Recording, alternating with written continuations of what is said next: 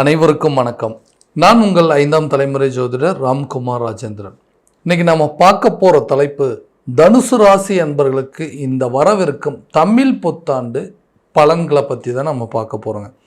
குரோதி வருடம் முடிஞ்சு விஷுவாவசு வருடமானது தொடங்கவிருக்கு. இந்த நிகழ்வு ஏப்ரல் மாதம் 14ஆம் தேதி திங்கட்கிழமை துலாம் ராசியில் பிறக்கவிருக்குங்க. இந்த காலகட்டங்களில் இந்த ஆண்டுகோள்கள் என்று சொல்லக்கூடிய கிரக நிலைகள் அப்படின்னு பார்த்தீங்கன்னா, உங்களுடைய ராசிக்கு 4ஆம் இடமான மீன ராசியில் சனி பகவான் சஞ்சாரம் செஞ்சிட்ருக்காருங்க. அதே நேரத்தில் உங்களுடைய ராசிக்கு 3ஆம் இடத்துல மே மாதம் வந்து பார்த்திங்கன்னா 4ஆம் இடத்தில் இருக்கக்கூடிய ராகு 3ஆம் இடத்திற்கு பயிற்சி அடைகிறாருங்க. அதே நேரத்தில் இந்த 5ஆம் இடமான சூரிய பகவான் 5ஆம் இடத்துல சூரிய பகவானை வந்து உச்ச பலம் பெற்று இருக்க போகிறாங்க. அதே நேரத்தில் 6ஆம் இடத்தில் இருக்கக்கூடிய குரு விலகி 7ஆம் இடத்திற்கு செல்லவிருக்கு. அதுதான் மிதுன ராசிக்குங்க.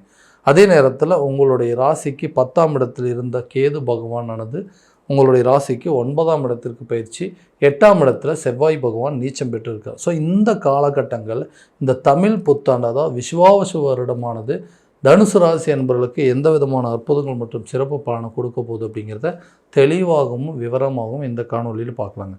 நம்ம சேனலை ஃபஸ்ட் டைம் பார்க்குறவங்க சப்ஸ்கிரைப் பண்ணிக்கோங்க. பெல் பட்டனை கிளிக் பண்ணி ஆல் அப்படிங்கிற ஆப்ஷன் கொடுத்துக்கோங்க.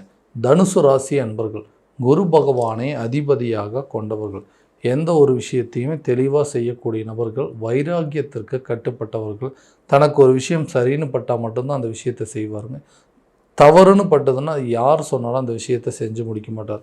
வாழ்க்கையில் எல்லா விஷயத்தையுமே தன்னுடைய சொந்த முயற்சியால் மட்டுமே இன்றைக்கி எல்லா விதத்துலேயும் வெற்றி காணக்கூடிய ஒரு நபர்களும் இந்த தனுசு ராசிக்காரர்கள் அப்படின்னு சொல்லுவாங்க. இந்த மாதிரி விஷயங்கள், அதாவது வாழ்க்கையில் வைராக்கியத்திற்கு கட்டுப்பட்டு தான் வாழ்க்கையவே வாழ்ந்துட்டுருக்கிறேன், இல்லைனா இந்த வாழ்க்கையை எப்போவோ நான் முடிச்சுட்டு இருந்திருப்பேன் அப்படிங்கிற மாதிரி சொல்லக்கூடிய சில சூழ்நிலைகள் உங்களுக்கு நடந்துட்டுருக்குங்க. நிறைய ஏமாற்றங்களையும் துரோகத்தையுமே பார்த்து பழகிருச்சுங்க. இந்த நிலை அப்படிங்கிறது இதுக்கு மேலே வந்து குடும்ப சூழ்நிலை எல்லாருமே ஆளுக்கு ஒரு திசையில் வாழக்கூடிய ஒரு நிலை அப்படிங்கிறது ஏற்பட்டிருந்தது. இந்த மாதிரி சூழ்நிலையில் இந்த காதல் திருமணம் அப்படிங்கிறது கை கூடாமல் போயிடுச்சு. நினச்ச வாழ்க்கையை வந்து அமைச்சிக்க முடியல, அமைஞ்ச வாழ்க்கையை தான் நினச்ச மாதிரி மாற்றிக்க முடியல. இவ்வளோ சூழ்நிலைகளும் இழுத்து பிடிச்சிட்டு இருக்கிறதுக்கு ஒரே காரணம் என்னென்னா குடும்ப சூழலுங்க. அதாவது பெத்த பிள்ளைகளுக்காகவும் கட்டின கணவருக்காகவும் வேறு வழி இல்லாமல் இவ்வளோ பிரச்சனையை இழுத்து பிடிச்சி வாழ்ந்துட்டுருக்கிற மாதிரி இருக்குது. எதிர்ப்புகள் அப்படிங்கிறது ரொம்ப ஜாஸ்தி ஆகிட்டே இருக்குதுங்க. எதிர்ப்புகள் அப்படிங்கிறது தன்னை சுற்றி இருக்கக்கூடிய பிரச்சனைகள் எல்லாமே எல்லா நேரத்துலையுமே வந்து தைரியமாக சில முடிவுகளில் நம்மளால் எடுக்கவே முடியாத அளவுக்கு பிரச்சனைகள் அப்படிங்கிறது ஓடிட்டே இருக்குது. இந்த ராசி அப்படிங்கிற அமைப்புனால தான் என்னமோ தெரியல, எல்லாமே வந்து தைரியமாக பண்ணிடலாம், எல்லாமே நம்மளோட சொந்த முயற்சியில் தானே பண்ணியிருக்கிறோம், ஏன் நம்மளால் வந்து இதை பண்ண முடியாதுன்னு சொல்லி அடுத்த அடி எடுத்து வைக்கும் போது அந்த நேரத்தில் ஒரு பதட்டம் வருது பாருங்களா. அந்த பதட்டத்தினால எந்த காரியத்தையுமே என்னால் சரியான விதத்தில் செயல்படுத்த முடியாமல் இருக்குது. இதே நிலை நீடிச்சிட்டு இருந்ததுன்னா என்னால் எந்த வேலையுமே செய்ய முடியாமல் போயிருமே. எனக்கு வரக்கூடிய காலகட்டங்கள், ஏன்னா சனி பயிற்சி அப்படிங்கிறது 7.5 சனி அப்படிங்கிறது முடிஞ்சிடுச்சுன்னு சொன்னாங்க. முடிஞ்சதுக்கப்புறமாவும் என்னோடய சூழ்நிலை இன்னும் அப்படியே தான் போயிட்டுருக்கு. நான் நினச்ச மாதிரி என்னோடய வாழ்க்கையை வாழவே முடியல. நான் ஒன்று நினைக்கிறேன், நான் நடக்கிறது வேறு மாதிரி இருக்குங்க. இந்த நிலை எது நாள் வரைக்கும் நீடிக்கும்? மாற்றங்கள் வராதான்னு யோசிச்சுட்டு இருக்கக்கூடிய நபர்களுக்கு இந்த காலகட்டங்களில் நிறைய மாற்றங்கள். தமிழ் புத்தாண்டு வருடங்கள், அதாவது 7ஆம் இடத்துல மனைவி, தொழில், கூட்டாளிகள், நட்பு ஸ்தானத்தில் குரு பகவானும், அதே நேரத்தில் உங்களுடைய 4ஆம் இடத்துல சுகஸ்தானத்தில் சனி பகவான், அதே நேரத்தில் உங்களுக்கு தொழில் ஸ்தானத்திலேருந்து விலகி 9ஆம் இடத்துக்கு கேது பகவான் அப்படிங்கிறது இந்த கிரக அடைவுகளால் நிறைய மாற்றங்கள் அப்படிங்கிறது ஏற்பட போகுதுங்க. சொல்லப்போனால் புதுசாக வேலை அப்படிங்கிறது ஒரு விஷயத்தில் நீங்கள் ஜாயின் பண்ணக்கூடிய ஒரு வாய்ப்புகள் அப்படிங்கிறது இருக்கும்.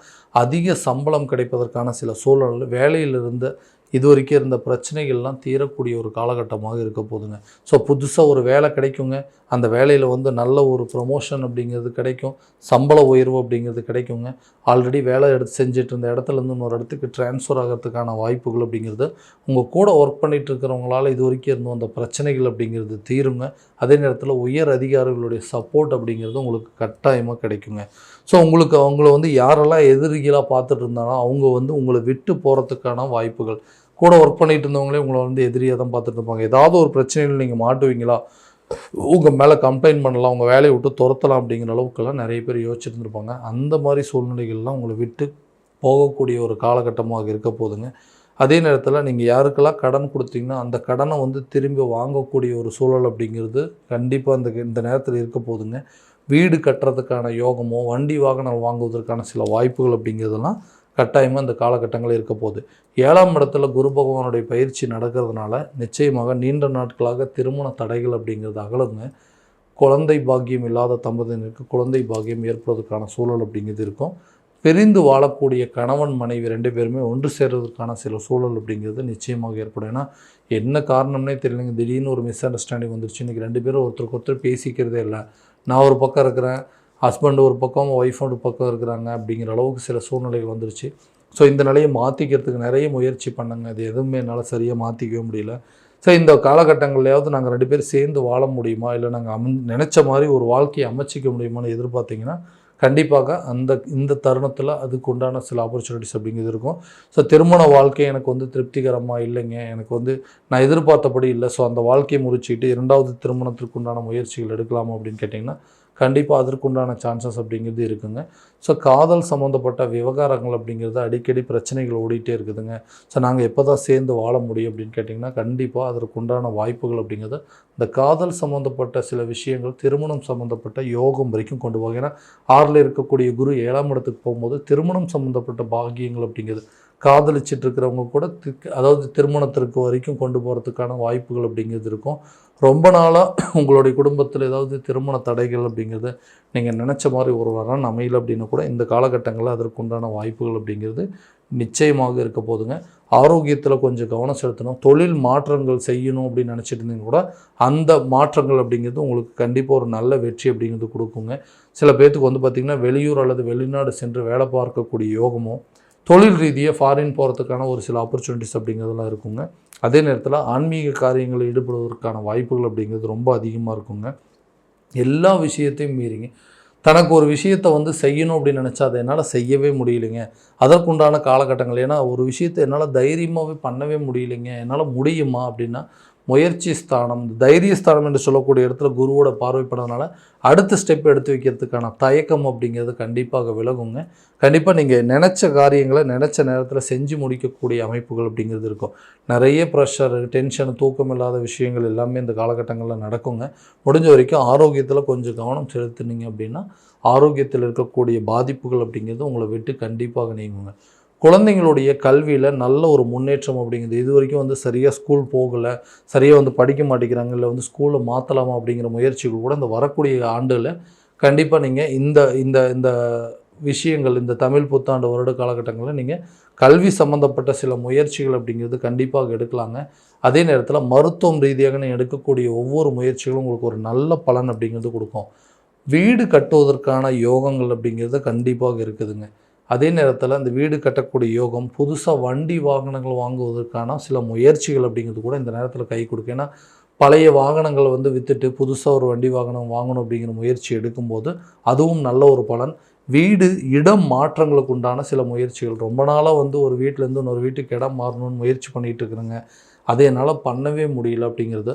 அதே நேரத்தில் புதுசாக வீட்டுக்கு தேவையான சில பொருட்கள், ஆடம்பரமான பொருட்கள் சொல்லாங்க, ஒரு டிவியோ, ஃப்ரிட்ஜோ, வாஷிங் மிஷினோ, ஏசியோ ஏதாவது ஒரு பொருள் வாங்கணும் அப்படின்னு சொல்லி ரொம்ப நாளாக முயற்சி பண்ணிகிட்டு இருக்கிறீங்க. அந்த மாதிரி பொருட்கள் வாங்கக்கூடிய ஒரு காலகட்டமாக கூட இருக்க போதுங்க இந்த அதாவது இந்த தமிழ் புத்தாண்டு காலகட்டங்களில். ஸோ பணியில் நிறைய மாற்றமும், இடம் மாற்றம், பதவி மாற்றம் அப்படிங்கிறது, சம்பள உயர்வுங்க, புதிய தொழிலை தொடங்குவதற்கான யோகமும், தொழிலுக்கு உண்டான சில பிரச்சனைகள் அது ஒரு லாபகரமான சூழலை நோக்கி கொண்டு போகிற அளவுக்கு நல்ல விஷயங்கள் அப்படிங்கிறது நடக்க போகுது. திருமணம் சம்மந்தப்பட்ட பாக்கியங்கள் அப்படிங்கிறது இருக்குங்க. அதே நேரத்தில் குழந்தை இல்லாத தம்பதியினருக்கு குழந்தை பாக்கியம், கணவன் மனைவி ஒற்றுமை அப்படிங்கிறது எல்லா விதத்துலேயும் மேலோங்குங்க. ஸோ இது வரைக்கும் நம்ம பார்த்தது எல்லாமே கோச்சார ரீதியான பலன்கள் மட்டும்தான்.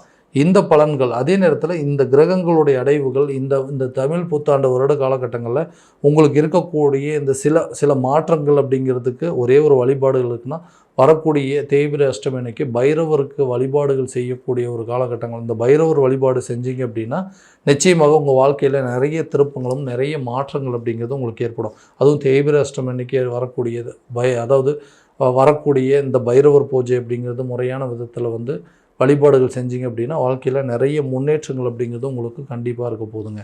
ஸோ இந்த கோச்சார ரீதியான பலன்கள் எல்லாமே உங்கள் ஜாதகத்தில் இருக்கான முறையான விதத்தில் தெரிஞ்சுக்கிட்டு அதற்குண்டானபடி ஒவ்வொரு முயற்சியில் எடுத்திங்கன்னா கண்டிப்பாக நல்ல விதமான வெற்றிகள் அப்படிங்கிறது உங்களுக்கு கிடைக்குங்க. ஸோ உங்களுடைய ஜாதகத்தை எங்கிட்ட பார்க்கணும் அப்படின்னு விருப்பப்பட்டீங்கன்னா கீழே தெரிகிற நம்பருக்கு கான்டாக்ட் பண்ணி அப்பாயின்மெண்ட் ஃபிக்ஸ் பண்ணிக்கோங்க. அப்படி இல்லையா உங்களோட ஜாதகத்தை வாட்ஸ்அப் மூலமாக அனுப்பிச்சி வச்சிங்க அப்படின்னாலும் டைமு டேட் ஆஃப் பர்த் அனுப்பிச்சு வச்சிங்க அப்படின்னாலும் தெளிவான முறையில் கணிச்சு துல்லியமான பலன்கள் அப்படிங்கிறது உங்களுக்கு தெரியப்படுத்தப்படுங்க. மீண்டும் அடுத்த காணொளியில் உங்களை சந்திக்கும் முறை உங்களிடமிருந்து விடைபெறுவது உங்கள் ராம்குமார் ராஜேந்திரன். நன்றி.